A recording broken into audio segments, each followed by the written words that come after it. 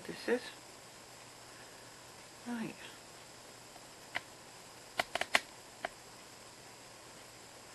I think that's filming, I think. Hello YouTubers. Yeah, I'm just trying to get this sorted out. Right, I've been up to see Andy again. Yeah. Yesterday. Yeah. Yesterday. Just see if I can zoom this out a bit. Out a bit. Just keep going blurred. I had a phone call from Andy and he was really, really depressed. I mean, he wanted to come home, yeah, and he was really, really depressed.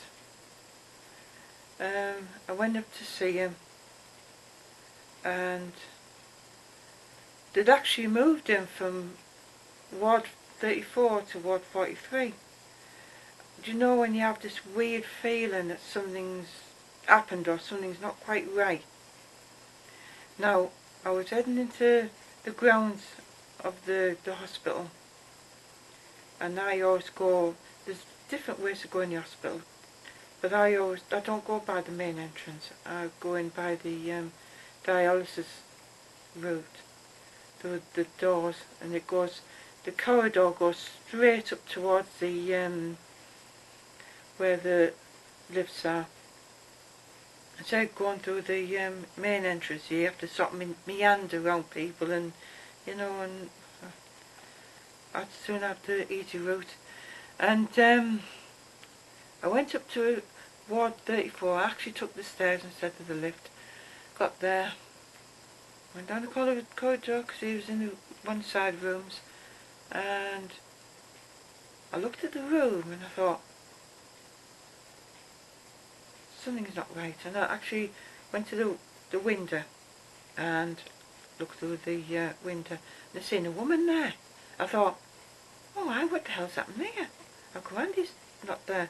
So I had to ask one of the staff or one of the nurses, and they said to me, oh, it's gone to room Ward 43, which is the next floor up. And I thought, I'm not going to walk that. I took the lift to the next floor. And yeah, it's in the side room. It's in the same side room as what he was in before when he discharged himself from there. And yeah, he was really depressed. Really depressed. He honestly thought he was, this was it. I mean, I'm downloading a video there, or a couple of videos.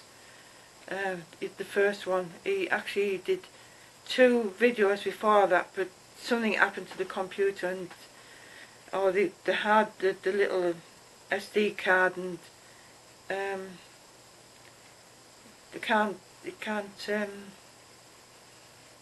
it won't load in.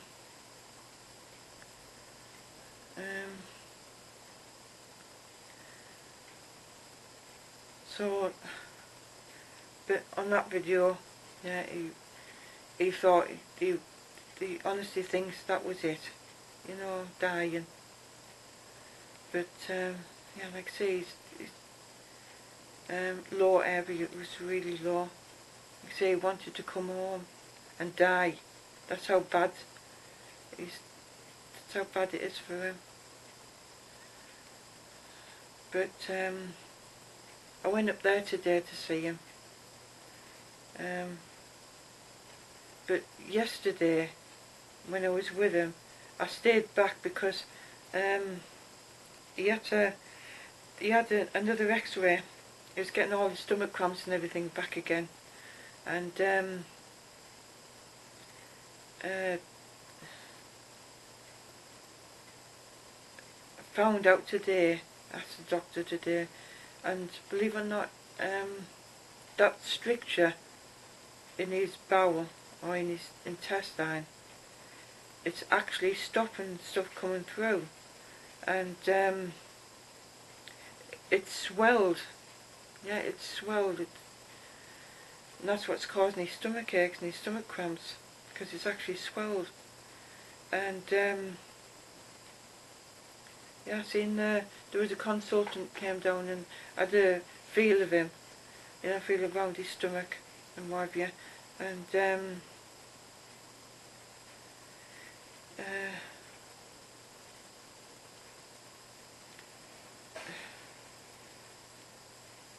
and they said that they're going to do a CT scan, another CT scan. Now, Andy phoned me up tonight, and he mentioned something about they were going to give him an emergency operation. They haven't done it, because I've been thinking to myself, he physically isn't strong enough to go through an operation. And the possibility it could get part of his colon removed. I was looking up on the internet about strictures or blockages in the intestine, and it's very serious. It could bust, and that was it. That could be the end of Andy. He's like discharging himself and putting up a fight. He's actually putting his own health at risk, and things that are really serious. The thing is, Andy doesn't seem to realise that. Does he, Sheba? Yeah. I'm tired again. Yeah. No, he doesn't seem to realise that. It's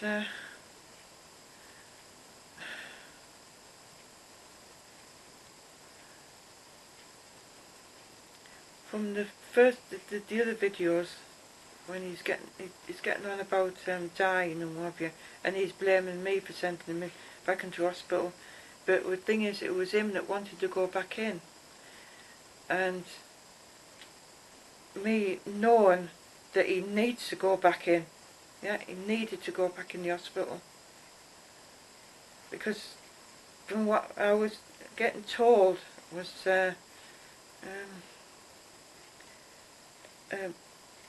one of the nurses or the doctors, when he was on 43 before, she was explaining to me that they wanted to sort Andy's problem out with medication and not operate, because with Andy's muscle tone, wasted muscle tone, right, they needed to bring his strength up, because he just hasn't got the strength to go through an operation. That's what I'm concerned about now. I'm actually concerned about that. I'm putting all these videos on Andy's channel, and Andy's not able to watch them. He hasn't got his computer at the hospital. Yeah, so he's not able to watch them. But yeah, things if he had to he and me, yeah, I'm concerned. I am actually concerned about him.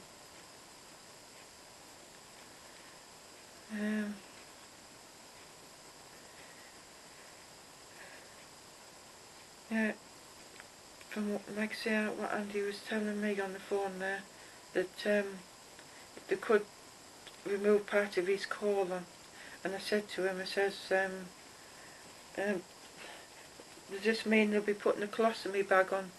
And he goes, yeah. In a way, it's a good thing, but in a way, it isn't, because Andy's got his rectum is very sore. He's got open sores on there, and this is what he wanted in the first place, to have a colostomy bag put on. It will help his sores, right? But like I say, in another way, it isn't a good sign, but it isn't a good thing, because I'm concerned about the operation. That's what I'm concerned about. The thing is, they mentioned this to Andy after I left, right? Because when Andy phoned me up and told me about this, that well, they didn't say anything there when I was there.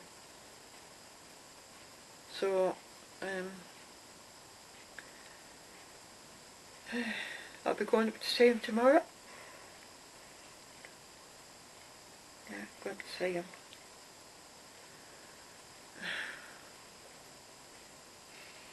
So I'm looking on there and I'm downloading.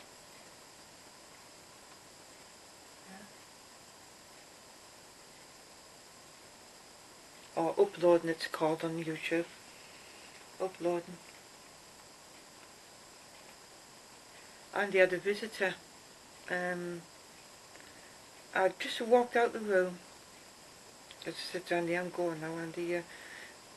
He wanted me to stay a bit longer, but I really couldn't because I needed to get Sheba some more food, because I ran out of food and I needed to get into town to get it, because it's like a sort of tour around town just to get stuff and then get on the bus. And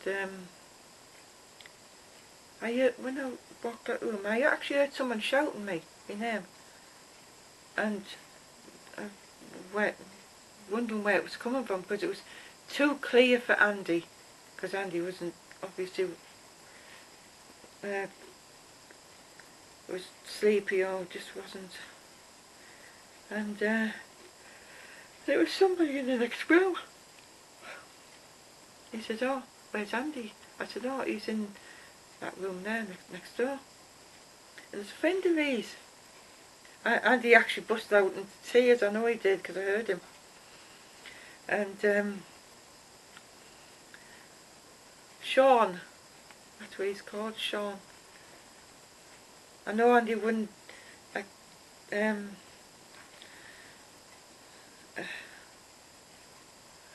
wouldn't be able to thank him himself, but yeah, he's I dare say he would have been happy to see you.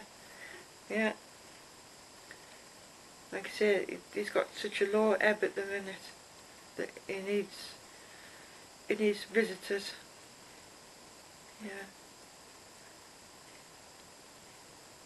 Because Andy's been so negative about things. Like I say, things are happening at the hospital. Things are happening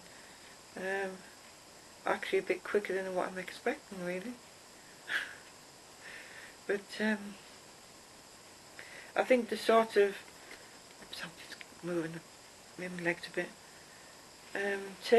taken over where it left off. So I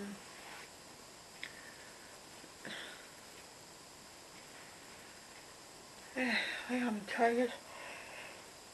Oh. So I'll go see Andy tomorrow.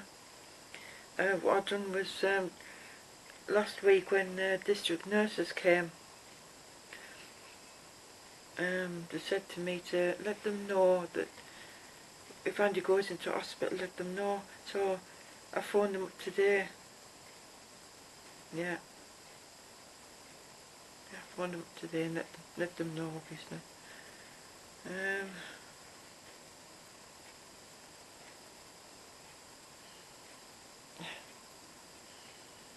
And Andy gets emails, right, in his car. It's got something called OnStar. If anybody has Vauxhall cars, right, they probably have heard of it. It's a thing where it's a diagnosis thing. Tyre pressures, oil, and everything, yeah.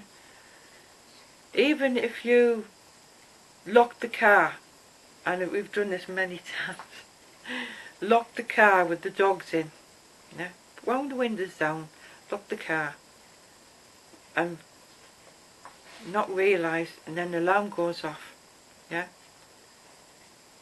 and they send an email saying that there's an attempted theft. Yeah, well, I've been having a few emails. The car, it hasn't been moved for months. The last time it got moved was in July when it had a service and brought back, and it's never been touched ever since. And I hoovered it, yeah, hoovered it. Closed the doors, locked it, yeah. Like I say, cleaned everything out, closed the doors and locked it. And then I had a knock on my door. Then there was some lights on. And then looked in the back and there was 2 lights on one side, and I just couldn't turn them off. So what I'd done was I put the key in the ignition and turned it, and everything came on, yeah. And I messed about with the, because Andy said something about the indicator, just mess about with the indicator, it'll go off. So I messed about with the indicator, everything went off, didn't it? Everything. And there was emails on the thing about anti-braking system failed, or, well, there would have been a lot of things that failed, because I think the batteries died. So yeah, there you go. So I don't know what to do about that. There's an 0800 number on there, so I'll probably phone that up tomorrow and just see what to do. Like I say, I don't drive, you see, so if I did, that car I would have been driving all over the place.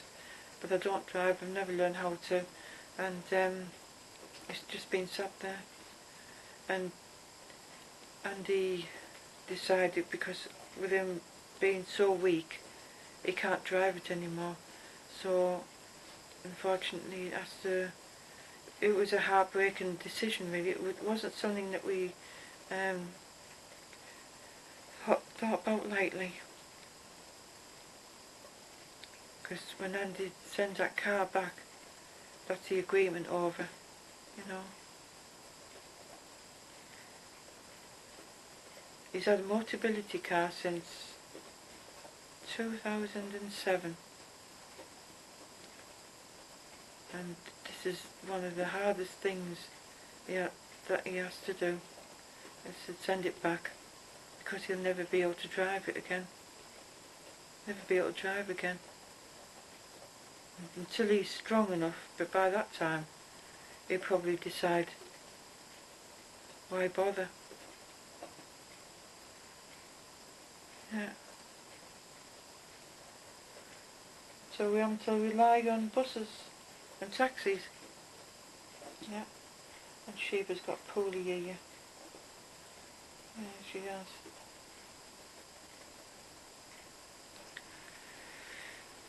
One of her ears is poorly. That's what you can hear her do when she's scratching her ear and licking her paw.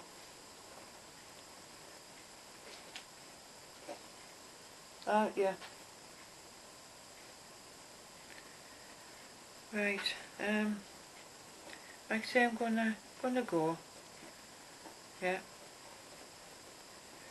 I'm gonna go. And like I say, I'll keep it all updated. Yeah. And toodaloo for now.